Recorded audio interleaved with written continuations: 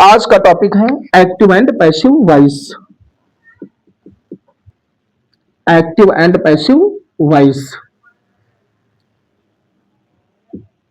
Active voice, active voice में subject जो होता है वो इंपॉर्टेंट होता है, मेन होता है। सब्जेक्ट मेन होता है। एक्टिव वॉइस होती है वो 12 टेंसेस की बनती है और एक्टिव वॉइस 12 टेंसेस की बनती है, अर्थात 12 टेंसेस है तो 12 टेंसेस की जो एक्टिव वॉइस है वो बनती है। और एक्टिव वॉइस के संबंध में कुछ लाइनें हैं। करता जब निज कर्म करी, करता जब निज कर्म करी, वाक्य करे विस्तार, सब्जेक्ट भी आगे चल पड़े, वर्ब करे व्यवहार, कर्म पीछे से आए कर, नियम बना दे ठीक, कर्ता क्रिया कर्म, सूत्र यही है सीख। एक एग्जाम्पल है एक्टिव वॉइस के लिए। Ram writes letter. Ram writes a letter. Ram एक पत्र लिखता है। राम ये सब्जेक्ट है और ए लेटर ये ऑब्जेक्ट है और राइट्स ये मेन वर्ब है। सब्जेक्ट अर्थात कर्ता, मेन वर्ब मुख्य क्रिया, इसे हिंदी में मुख्य क्रिया कहते हैं। ऑब्जेक्ट, और ऑब्जेक्ट को हिंदी में कर्म कहते हैं। इसमें एक्टिव वॉइस में जो कार्य करने वाला होता है केवल सब्जेक्ट होता है। यहां पर राम जो है ये सब्जेक्ट है, राइट्स ये मेन वर्ब है, ए लेटर ये ऑब्जेक्ट है, और यहां जो क्रिया है ये है राम सब्जेक्ट को मेन कार्य करवा रही है, अर्थात सब्जेक्ट इसमें प्रधान होता है। तो एक्टिव वॉइस में बच्चों एक बात विशेष ध्यान रखना कि पूरे सेंटेंस में जो सब्जेक्ट होता है वही प्रधान होता है। तो यहां पर सब्जेक्ट है राम और राम पूरे वाक्य में प्रधान है। राम लिखे जब पत्र को, राम करे सब काम, ऐसे वाक्य एक्टिव कहे, 12 टेंसेस है धाम। तो ये एक्टिव वॉइस से रिलेटिव कुछ लाइनें थी। अब जब बच्चों हम पैसिव वॉइस बनाएंगे तो पैसिव वॉइस में यही एक्टिव वॉइस का जो ऑब्जेक्ट है ये सबसे पहले लिखा जाएगा। ये पैसिव वॉइस का सब्जेक्ट बन जाएगा, पैसिव का सब्जेक्ट रहेगा, और जो ये एक्टिव वॉइस का सब्जेक्ट है ये पैसिव वॉइस में ऑब्जेक्ट के प्लेस पर बाई लगाकर लिखा जाएगा।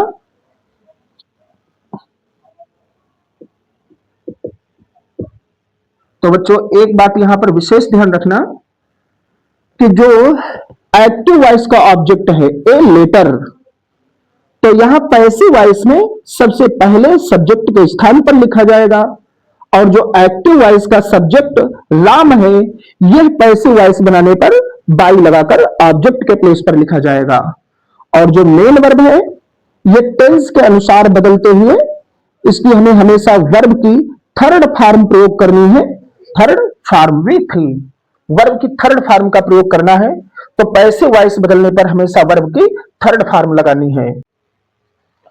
और बच्चों अब हम देखते हैं कि एक्टिव से पैसिव वॉइस बदलने के नियम क्या हैं। पैसिव वॉइस, पैसिव वॉइस बदलने का फर्स्ट नियम होता है एक्टिव वॉइस का जो ऑब्जेक्ट होता है, ऑब्जेक्ट, एक्टिव वॉइस का ऑब्जेक्ट जो होता है यह पैसिव वॉइस में सब्जेक्ट के स्थान पर लिखना है। आपको सब्जेक्ट के स्थान पर रखना है। और जो हेल्पिंग वर्ब है, हेल्पिंग वर्ब, एक्टिव वॉइस में जो हेल्पिंग वर्ब प्रयोग हुई थी उस हेल्पिंग वर्ब को आपको टेंस के अकॉर्डिंग चेंज करना है। और बच्चों हेल्पिंग वर्ब, एक्टिव वॉइस की जो हेल्पिंग वर्ब है वो टेंस के अनुसार आपको चेंज करनी है। और थर्ड नियम है इसका कि मेन वर्ब, और पैसिव वॉइस में मेन वर्ब की हमेशा थर्ड फॉर्म का प्रयोग किया जाता है, हमेशा थर्ड फॉर्म लगानी है। नेक्स्ट रूल है इसका, एक्टिव वॉइस का जो सब्जेक्ट होता है पैसिव वॉइस में बाई लगाकर इसे ऑब्जेक्ट के स्थान पर लिखा जाता है। एक्टिव वॉइस का जो सब्जेक्ट होता है पैसिव वॉइस में बाई लगाकर इसे ऑब्जेक्ट के स्थान पर रखा जाता है। और इसके यही रूल आपको ध्यान रखने होंगे कि पहला नियम कि एक्टिव वॉइस का ऑब्जेक्ट हमेशा पैसिव वॉइस में सब्जेक्ट के प्लेस पर रखा जाता है, और दूसरा नियम है कि टेंस के अनुसार हमें हेल्पिंग वर्ब लगानी है, और थर्ड जो रूल है मेन वर्ब हमेशा पैसिव वॉइस में थर्ड फॉर्म के रूप में आएगी। और जो फोर्थ रूल है इसका कि जो एक्टिव वॉइस का सब्जेक्ट होता है पैसिव वॉइस बदलने पर बाई लगाकर ऑब्जेक्ट के स्थान पर लिखना है। फर्स्ट सेंटेंस है यहां पर, Ram writes a letter, Ram एक पत्र लिखता है। तो यहां पर जो सब्जेक्ट है ये सेंटेंस एक्टिव वॉइस है, और जो राम है ये सब्जेक्ट है, writes main verb, a letter object है। तो एक्टिव वॉइस में यहां पर नाउन हमें मिला, तो नाउन अगर जो यहां पर ना हो, यदि कोई यहां पर प्रोनाउन होता तो प्रोनाउन को किस प्रकार से ऑब्जेक्ट को सब्जेक्ट के स्थान पर लिखना है और सब्जेक्ट को ऑब्जेक्ट के स्थान पर लिखना है। तो इसके लिए फर्स्ट रूल आता है, change the pronoun. Active voice passive voice, active voice में अगर जो सब्जेक्ट आई दिखाई दे तो पैसिव वॉइस में ऑब्जेक्ट आई का मी लिखना है, आई का ऑब्जेक्ट मी,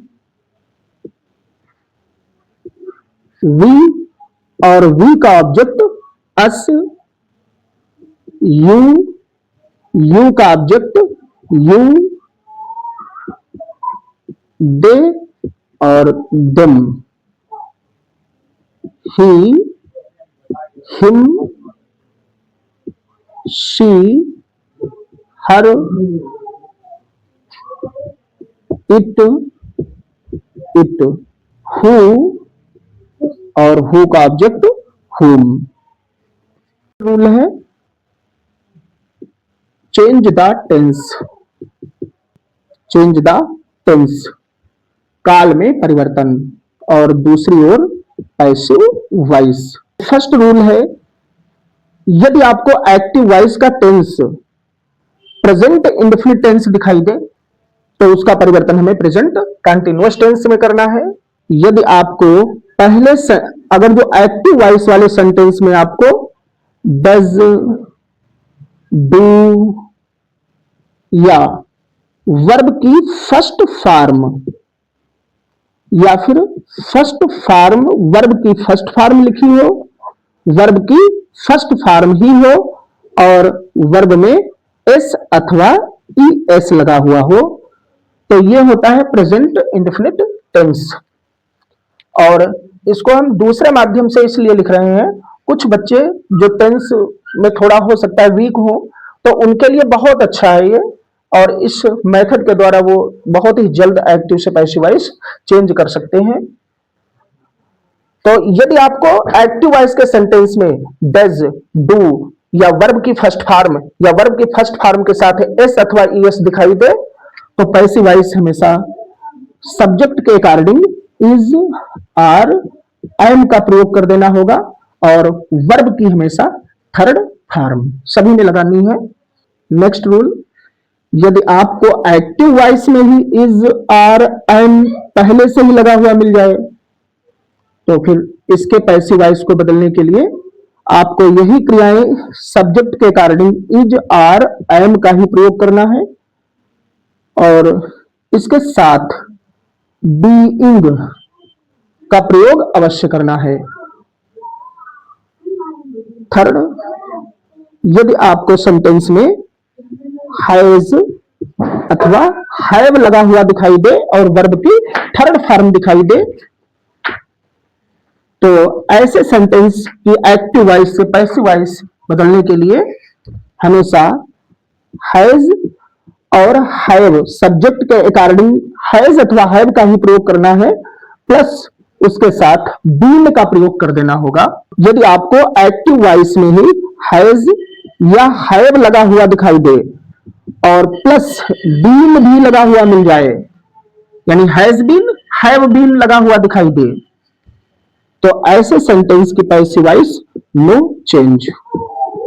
ऐसे सेंटेंस की पैसिव वॉइस कभी नहीं बदलती है। This is very important point. और नेक्स्ट, यदि आपको कहीं पर वर्ब की सेकंड फॉर्म दिखाई दे, वर्ब की सेकंड फॉर्म या फिर डिड लगा हुआ सेंटेंस में मिल जाए, डिड लिखा हुआ मिल जाए, तो ऐसे सेंटेंस की जब कभी पैसिव वॉइस बदलनी होगी तो वाज अथवा वेयर, सब्जेक्ट के अकॉर्डिंग वाज अथवा वेयर का यूज करना होगा। नेक्स्ट, यदि आपको कहीं एक्टिव वॉइस ही वाज वेयर में लिखी हुई मिल जाए, यदि आपको एक्टिव वॉइस के टेंस में वाज अथवा वेयर का प्रयोग मिल जाए, तो ऐसे सेंटेंस की जो पैसिव वॉइस है उसे बदलने के लिए हमेशा सब्जेक्ट के अकॉर्डिंग वाज अथवा वेयर का ही यूज करना है, प्लस बीइंग लगा देना है, प्लस बीइंग जोड़ देना होगा। नेक्स्ट, यदि आपको कहीं हैड, यदि एक्टिव वॉइस के सेंटेंस में आपको कहीं हैड लगा हुआ दिखाई दे, तो ऐसे सेंटेंस की पैसिव वॉइस हमेशा हैड बीन लगाकर चेंज करेंगे, हैड बीन। नेक्स्ट, यदि आपको कोई ऐसा सेंटेंस दिखाई दे जिस सेंटेंस में हैड बीन का यूज किया गया हो, तो ऐसे सेंटेंस की passive voice no change, no change.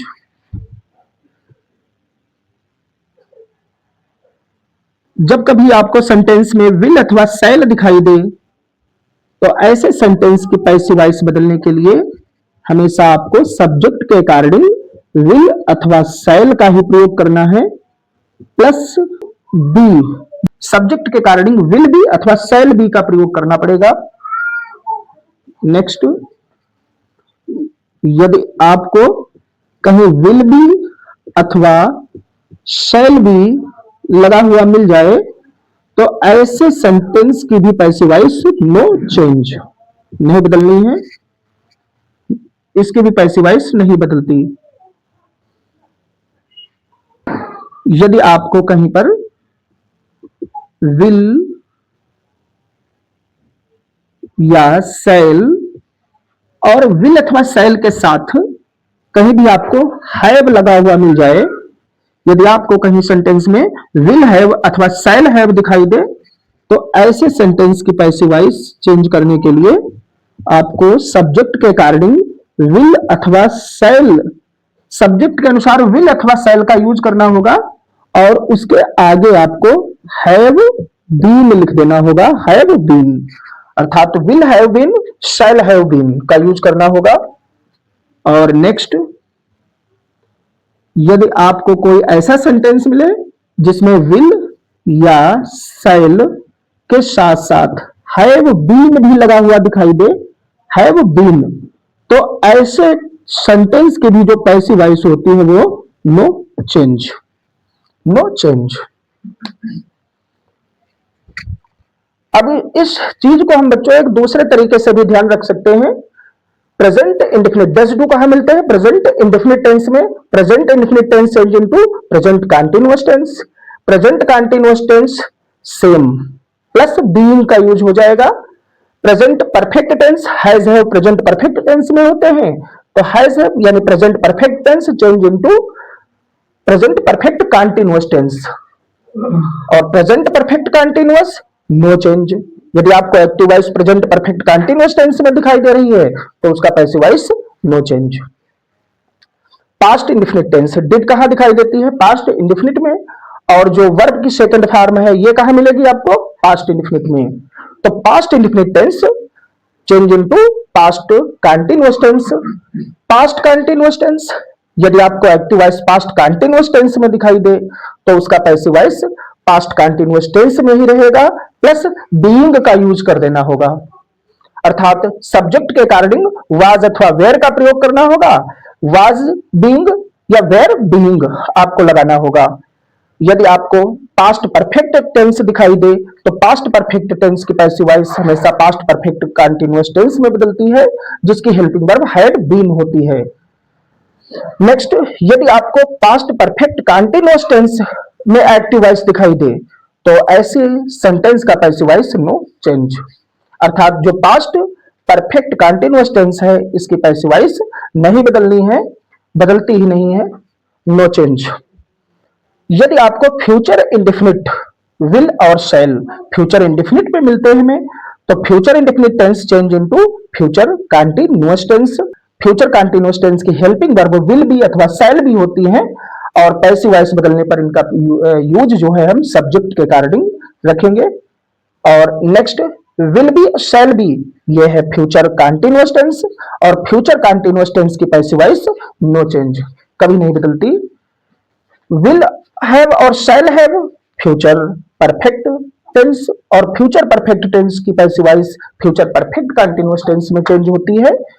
Next, will और शैल यदि सब्जेक्ट में दिखाई दे और उसके साथ आपको हैव बीन भी अगर जो लगा हुआ मिल जाए और विल हैव बीन या शैल हैव बीन अगर जो कहीं दिखाई देता है तो ऐसा sentence future perfect continuous tense होता है और जिसकी passive voice no change. Future perfect continuous tense no change. तो जो बच्चे हमारे टेंस में थोड़ा वीक हैं उनके लिए ये बहुत अच्छी ट्रिक है और इसके द्वारा वो आसानी से पैसिव वॉइस चेंज कर सकते हैं। और यही दो नियम, एक तो ऑब्जेक्ट वाला और दूसरा टेंस वाला, ये दो नियम पैसिव वॉइस के लिए आपको विशेष तौर पर ध्यान रखने हैं और इन्हीं के द्वारा हम पैसिव वॉइस को आसानी से बदल सकते हैं। चलिए कुछ एग्जाम्पल देखते हैं। As Ram writes a letter. Ram क्या है? ये सब्जेक्ट, ए लेटर क्या है? ये ऑब्जेक्ट है और राइट्स क्या है? ये मेन वर्ब। मेन वर्ब जब हम पैसिव वॉइस बदलते हैं तो इसका फार्मूला ही होता है कि पैसिव वॉइस में सबसे पहले नंबर में ऑब्जेक्ट, जो एक्टिव वॉइस का ऑब्जेक्ट होता है वो पहले लिखना है। यही एक्टिव वॉइस का ऑब्जेक्ट पैसिव वॉइस में सब्जेक्ट बन जाता है। हेल्पिंग वर्ब टेंस के अनुसार सहायक क्रिया का यूज करना है, प्लस मेन वर्ब, और मेन वर्ब की हमेशा कौन सी फॉर्म? थर्ड फॉर्म लगानी है। पैसिव वॉइस में हमेशा मेन वर्ब की थर्ड फॉर्म प्रयोग की जाती है। एक्टिव वॉइस का सब्जेक्ट लिखा जाता है और जो ये एक्टिव वॉइस का सब्जेक्ट होता है यही पैसिव वॉइस में ऑब्जेक्ट बोला जाता है और इसके पहले आपको बाई का यूज करना है, यानी बाई प्लस ऑब्जेक्ट, बाई लगा करके ऑब्जेक्ट लिखना है। यही फार्मूला है पैसिव चेंज करने का। इसके संबंध में कुछ लाइनें हैं। जब कर्म ही बने प्रधान कभी, बदला सा वाक्य स्वरूप मिले, टेंसेस की सूरत ध्यान में रख, V3 वहां पर आन लगे, V3 के बाद ही यारो बाई ऑब्जेक्ट भी लिखते हैं, V3 के बाद भी यारों बाई ऑब्जेक्ट भी लिखते हैं। तो इन नियमों को ध्यान में रखकर आप पैसिव वॉइस आसानी से इसे चेंज कर सकते हैं। First sentence, he writes a letter.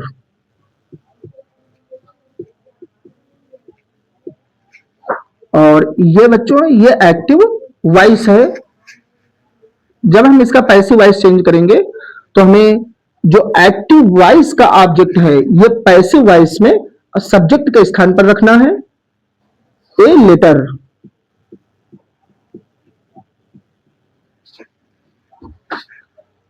और यहां पर बच्चों ध्यान रखना, राइट्स यहां पर जब कभी वर्ब की फर्स्ट फॉर्म मिले अथवा वर्ब की फर्स्ट फॉर्म में एस अथवा ईएस लगा हुआ मिले तो वो टेंस जो होते हैं प्रेजेंट इंडेफिनिट होते हैं और present indefinite tense change into present continuous tense.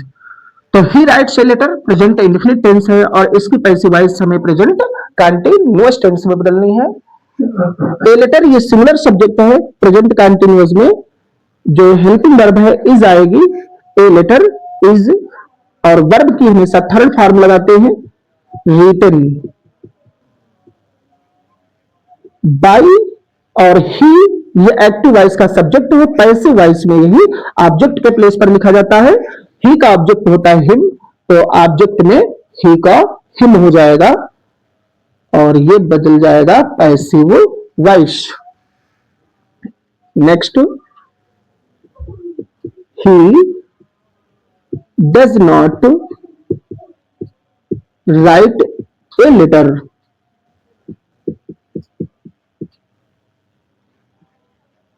Active voice. तो बच्चों यहां पर ये नेगेटिव सेंटेंस है, ही डज नॉट, इसमें नॉट का यूज किया गया है और इसकी पैसिव वॉइस भी a letter, a letter subject के according helping verb is, negative है नॉट का यूज करेंगे, नॉट वर्ब की third form written,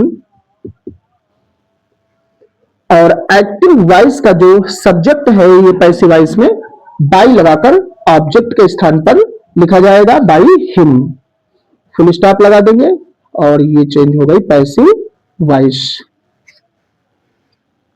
next, does he write a letter, question mark, active voice,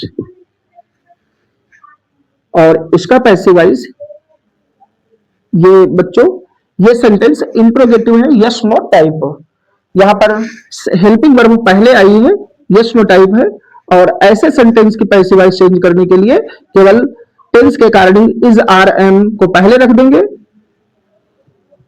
is a letter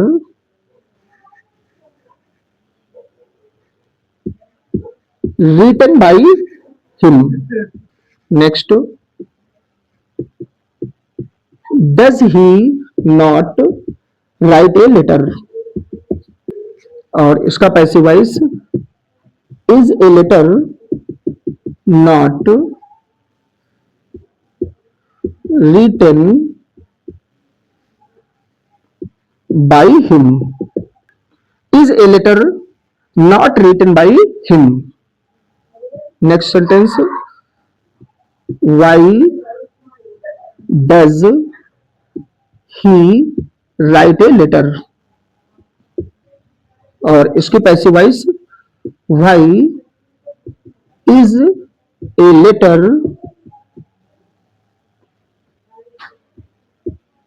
written by him, passive voice why is a letter written by him। और next, why does he not write a letter, और इसका passive voice why is a letter not written by him। यहां पर बच्चों first जो sentence है ये affirmative है, सेकंड नेगेटिव है, और जो थर्ड है ये इंट्रोगेटिव सेंटेंस है, यस नो टाइप, थर्ड और फोर्थ यस नो टाइप के हैं, और जो फिफ्थ और सिक्स सेंटेंस है ये बच्चों WH टाइप से लिए गए हैं, और WH टाइप वर्ड्स जो होते हैं these are following, why means क्यों, व्हेन मीन्स कब, वेयर मीन्स कहां, वाट मीन्स क्या, विच मीन्स कौन सी, हाउ कैसा कैसे, हु मीन्स कौन, हु मीन्स किसे या किसको, हुज मीन्स किसका किसकी किसके, हाउ मैनी और हाउ मच। कितना, कितनी, कितनी। हाउ मैनी जो नंबर्स को बताता है, और हाउ मच जो कि परिमाण को बताता है। और बच्चों हाउ मैनी हमेशा संख्या के लिए आता है और हाउ मच हमेशा परिमाण को बताता है। तो एक बार और, हु मीन्स कौन, हुम मीन्स किसे या किसको, हुज मीन्स किसका किसकी किसके, हाउ मैनी मीन्स कितना कितनी कितने, हाउ मच कितना कितनी कितनी। वाई, वाई मीन्स क्यों, व्हेन मीन्स कब, वेयर मीन्स कहाँ, व्हाट मीन्स क्या, विच मीन्स कौन सी, हाउ मीन्स कैसा कैसे कैसे। और इनके लिए कुछ लाइनें हैं। कुछ ही नियमों को ध्यान में रख, कुछ ही नियमों को ध्यान में रख, जब पैसिव वॉइस बदलती है, पर ध्यान रहे मेरे प्यारों, पर ध्यान रहे मेरे प्यारों, बिना कर्म के ये न बदलती है। कर्म अर्थात ऑब्जेक्ट का होना आवश्यक है। यदि ऑब्जेक्ट नहीं होगा तो पैसिव वॉइस कभी नहीं चेंज होती। तो पैसिव वॉइस बदलने के लिए इंट्रांसिटिव वर्ब नहीं, ट्रांजिटिव वर्ब का होना आवश्यक है। My dear friends, I would like to say one thing. If you want to form the passive voice, you must keep these rules in mind. And if you like the video, don't forget to like and subscribe. I need your love and support.